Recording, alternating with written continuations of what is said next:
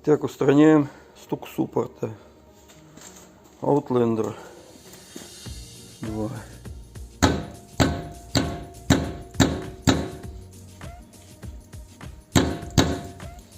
Итак, поднимаем машину, снимаем колесо. Итак, колесо сняли. Чистим суппорт, снимаем.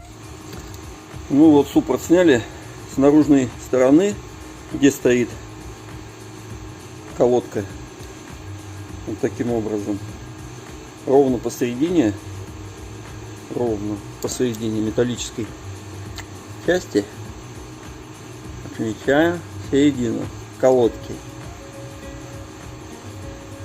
Вот в этих местах с той и с другой стороны,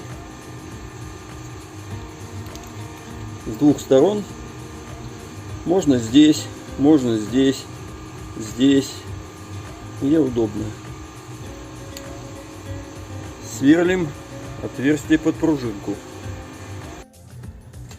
Вот нашел такую пружинку, не знаю от чего она у меня, 7 миллиметров. Сверлом 7 миллиметров. Вот здесь накернили. Сверлим два отверстия глубиной 5-6 миллиметров. А эту пружинку сейчас мы разрежем пополам где-то, чтобы она была 10-12 миллиметров. Итак, получилось у нас две пружинки. Берем шуруповерт, сверло. В этих местах сверлим два отверстия глубиной 5-6 миллиметров. Итак, просверлили два отверстия миллиметров 7. Смысл в том, что надо вставить в это отверстие вот такие пружинки, которые будут упираться в колодки. Итак, все промазали, вымыли направляющие, сами болты, отверстия, помазали смазочкой. Можно собирать. Вот и так все собрали.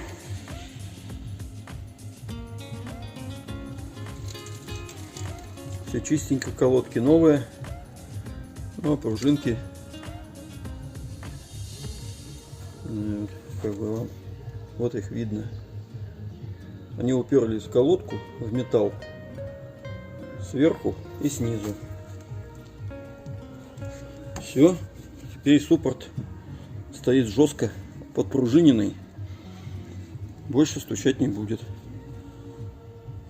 Можно направляющие не менять, смысла в них никакого нет.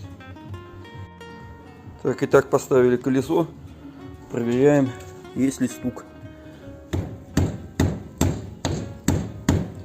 Все, стук пропал. Это моя уже вторая машина. Везде так делаю, никаких проблем ни с колодками, ни со звуком. Всем удачи. Мой лайфхак. Все это тоже взял из интернета, где-то, не помню. Так что всем удачи, хорошей дороги.